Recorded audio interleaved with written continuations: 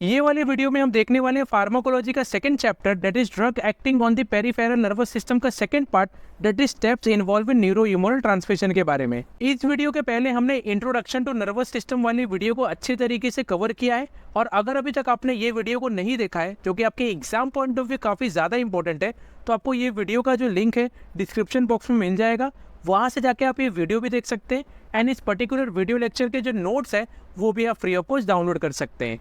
पिछले video lecture में हमने देखा था कि न्यूरॉन्स क्या होते हैं, न्यूरॉन्स का स्ट्रक्चर कैसा होता है एंड हमारे बॉडी के अंदर न्यूरॉन्स कैसे एक दूसरे के नीचे मौजूद होते हैं। जैसे कि आप अपने स्क्रीन पे देख सकते हैं, हमारे बॉडी के अंदर कुछ इसी तरीके से न्यूरॉन एक दूसरे के नीचे मौजूद होते हैं। दो न्यूरॉन्स के बीच में जो भी स्पेस होता है उस स्पेस को हम बोलते हैं साइनेप्स, और साइनेप्स के ऊपर वाले न्यूरॉन को हम बोलते हैं प्री साइनेप्टिक न्यूरॉन, साइनेप्स के नीचे वाले न्यूरॉन को हम बोलते हैं पोस्ट साइनेप्टिक न्यूरॉन। नेक्स्ट हम देख लेते हैं न्यूरोह्यूमरल ट्रांसमिशन का डेफिनेशन क्या है। Transfer of nerve impulse from pre synaptic neuron to post synaptic neuron with the help of neurotransmitter is called as neurohumoral transmission. जब कोई भी नर्व इम्पल्स या कोई भी सिग्नल या कोई भी मैसेज प्री साइनेप्टिक न्यूरॉन से पोस्ट साइनेप्टिक न्यूरॉन की तरफ ट्रांसफर होता है तो इसी पूरे प्रोसेस को हम बोलते हैं न्यूरोह्यूमरल ट्रांसमिशन। और ये जो पूरा का पूरा प्रोसेस है एक केमिकल की मदद से होता है और इस केमिकल को हम बोलते हैं न्यूरोट्रांसमीटर्स। न्यूरोट्रांसमीटर एक ऐसा इंपॉर्टेंट केमिकल होता है जिसकी वजह से हमारे बॉडी के अंदर इम्पल्स या सिग्नल या मैसेज यहाँ से वहाँ ट्रांसफर होता है। हमारे बॉडी के अंदर कई सारे न्यूरोट्रांसमीटर्स होते हैं जैसे कि गाबा या फिर डोपामिन या सेरोटोनिन, बहुत सारे इसी तरीके के न्यूरोट्रांसमीटर हमारे बॉडी के अंदर प्रेजेंट होते हैं जिसकी वजह से न्यूरोह्यूमरल ट्रांसमिशन हमारे बॉडी के अंदर अच्छे तरीके से हो पाता है। नेक्स्ट हम देख लेते हैं steps involve in neurohumoral transmission के बारे में। सो टोटल 5 स्टेप्स होते हैं जिसकी वजह से हमारे बॉडी के अंदर ये न्यूरोह्यूमरल ट्रांसमिशन का पूरा प्रोसेस हो पाता है। सबसे पहला स्टेप होता है इम्पल्स कंडक्शन, दूसरा स्टेप है ट्रांसमीटर रिलीज, तीसरा स्टेप होता है transmitter action on post junctional membrane, चौथा स्टेप होता है post junctional activity and last step होता है टर्मिनेशन ऑफ ट्रांसमीटर एक्शन। ये स्टेप्स को पढ़ने से पहले हम न्यूरॉन्स के डायग्राम को और अच्छे तरीके से एक बार देख लेते हैं। जैसे कि आप अपने स्क्रीन पे देख सकते हैं दो न्यूरॉन्स के डायग्राम को। अगर हम इसी दो न्यूरॉन के डायग्राम के इस वाले हिस्से को जूम करें तो हमारा जो दोनों का दोनों न्यूरॉन है वो कुछ इस तरीके से दिखता है। यहाँ पे दोनों न्यूरॉन के जो बीच का स्पेस है वो हो जाता है साइनेप्स। साइनेप्स के पहले वाले न्यूरॉन को हम बोल सकते हैं प्री साइनेप्टिक न्यूरॉन और इसके बाद वाले न्यूरॉन को हम बोलते हैं पोस्ट साइनेप्टिक न्यूरॉन। यहाँ पे जो लंबा हिस्सा आपको दिख रहा है ये है एक्सॉन और यहाँ पे जो प्री साइनेप्टिक न्यूरॉन का लास्ट वाला पोर्शन है इसको हम बोलते हैं एक्सॉन टर्मिनल। यहाँ पे एक्सॉन टर्मिनल के अंदर आपको छोटे छोटे होल्स दिख रहे होंगे, ये छोटे छोटे होल्स को हम बोलते हैं वेसिकल्स। वेसिकल्स के अंदर ये छोटे छोटे होल्स के अंदर न्यूरोट्रांसमीटर प्रेजेंट होते हैं। जैसे कि अभी हमने डेफिनेशन में देखा कि न्यूरोट्रांसमीटर एक ऐसा इंपॉर्टेंट केमिकल होता है जिसकी वजह से हमारे बॉडी के अंदर न्यूरोह्यूमरल ट्रांसमिशन हो पाता है अच्छे तरीके से। सो सबसे पहले हम इम्पल्स कंडक्शन वाले स्टेप के बारे में अच्छे तरीके से देख लेते हैं। जब कभी भी हमारे न्यूरॉन के अंदर या हमारे एक्सॉन के आसपास किसी भी टाइप का सिग्नल या किसी भी टाइप का इम्पल्स नहीं होता तो उस टाइम पे हमारा न्यूरॉन एक रेस्टिंग फेज में होता है, एक आराम वाले फेज में होता है। रेस्टिंग फेज के दौरान एक्सॉन के अंदर वाले हिस्से में काफ़ी सारे पोटेशियम आयंस होते हैं और एक्सॉन के बाहर वाले हिस्से में काफ़ी सारे सोडियम आयंस प्रेजेंट होते हैं। रेस्टिंग फेज के दौरान एक्सॉन के अंदर वाला जो चार्ज है वो होता है -70 मिलीवोल्ट। जैसे ही किसी भी टाइप का इम्पल्स या किसी भी टाइप का सिग्नल न्यूरॉन के अंदर आता है या फिर एक्सॉन के आसपास आता है उस टाइम पे एक नया फेज चालू हो जाता है जिसको हम बोलते हैं डीपोलराइजेशन फेज। और डीपोलराइजेशन फेज के दौरान जो भी सोडियम आयन एक्सॉन के बाहर थे वो अब एक्सॉन के अंदर आना चालू हो जाते हैं। जैसे ही सोडियम आयन एक्सॉन के अंदर आना चालू होते हैं उस टाइम पे एक्सॉन का चार्ज जो पहले -70 मिलीवोल्ट था वो अब हो जाता है +30 मिलीवोल्ट। अब जैसे ही सोडियम आयन जो पहले बाहर थे अब अंदर आ गए, उस वजह से पोटेशियम आयन जो कि पहले अंदर थे वो बाहर जाना चालू हो जाते हैं। जैसे ही पोटेशियम आयन बाहर जाना चालू होते हैं उस टाइम पे एक नया फेज चालू हो जाता है जिसको हम बोलते हैं रीपोलराइजेशन फेज।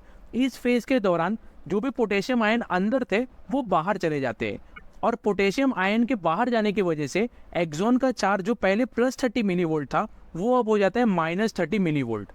अब हमें यहाँ क्या देखने मिल रहा है कि जो सोडियम आयन एक्सॉन के बाहर था वो अंदर आ चुका है और जो पोटेशियम आयन एक्सॉन के अंदर था वो पूरी तरह से बाहर चले गया है। तो इसी सिचुएशन को पहले की तरह करने के लिए यहाँ पे एक पंप खुल जाता है जिसको हम बोलते हैं सोडियम पोटेशियम ATPase पंप। जैसे यहाँ पे एक पंप ओपन हो जाता है, यहाँ पे एक नया फेज स्टार्ट हो जाता है जिसको हम बोलते हैं hyperpolarization phase. Hyperpolarization phase के दौरान ये पंप क्या करता है, सोडियम आयन को एक्सॉन के अंदर से बाहर फेंक देता है और पोटेशियम आयन को एक्सॉन के बाहर से अंदर लेके आता है और सिचुएशन को पहली तरह कर देता है। और यहाँ पे जो चार्ज था वो भी पहली तरह -70 मिलीवोल्ट हो जाता है। सो ये तो था इम्पल्स कंडक्शन वाला स्टेप। होप आपको अच्छे तरीके से समझ गया होगा। नेक्स्ट स्टेप होता है ट्रांसमीटर रिलीज। अब जैसे ही ट्रांसमीटर रिलीज वाला स्टेप चालू होता है वैसे ही कैल्शियम आयन एक्सॉन टर्मिनल के अंदर आ जाते हैं। जैसे ही कैल्शियम आयन एक्सॉन टर्मिनल के अंदर आते हैं, इनकी वजह से जो वेसिकल्स है ये वेसिकल धीरे धीरे एक्सॉन टर्मिनल की तरफ बढ़ने लगते हैं। अब ये जैसे ही एक्सॉन टर्मिनल से टकराएंगे ये पूरे के पूरे वेसिकल्स फट जाते हैं और फटने की वजह से इनके अंदर जो भी न्यूरोट्रांसमीटर जमा थे वो बाहर निकल जाते हैं और साइनेप्टिक गैप में या फिर साइनेप्स में जाके पूरी तरह से फैल जाते हैं। नेक्स्ट स्टेप है transmitter action on post junctional membrane. The release neurotransmitters combine with specific receptors present on the postsynaptic neuron and depending upon its nature it either produces excitatory action और inhibitory action।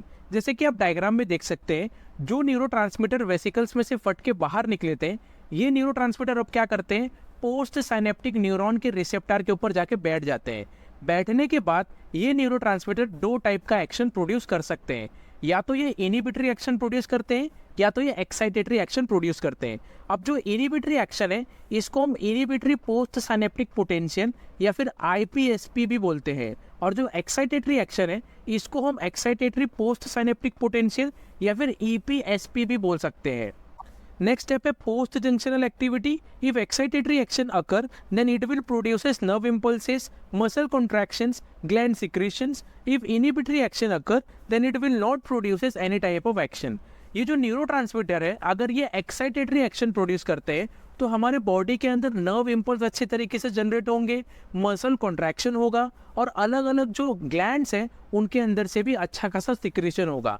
लेकिन अगर ये जो neurotransmitter है ये अगर inhibitory action produce करते हैं तो हमारे बॉडी के अंदर किसी भी टाइप का एक्शन नहीं प्रोड्यूस होगा।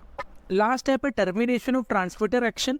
जब किसी भी न्यूरोट्रांसमीटर का काम पूरी तरह से खत्म हो जाता है तो उसी न्यूरोट्रांसमीटर के एक्शन को टर्मिनेट करना काफ़ी ज़्यादा इंपॉर्टेंट होता है। तो हम किसी भी न्यूरोट्रांसमीटर के एक्शन को 3 तरीके से टर्मिनेट कर सकते हैं। सबसे पहला होता है उसे पूरी तरह से डिस्ट्रॉय कर देना। इसे हम एक एग्जाम्पल से समझ लेते हैं। For example acetyl choline and acetyl choline esterase. Acetyl choline ये एक टाइप का न्यूरोट्रांसमीटर होता है। जब इसका काम पूरी तरह से खत्म हो जाता है तो एसिटाइल कोलिन एस्टरेज इसको पूरी तरह से डिस्ट्रॉय कर देता है और डिस्ट्रॉय होने के बाद एसिटाइल कोलिन का एक्शन पूरी तरह से टर्मिनेट हो जाता है।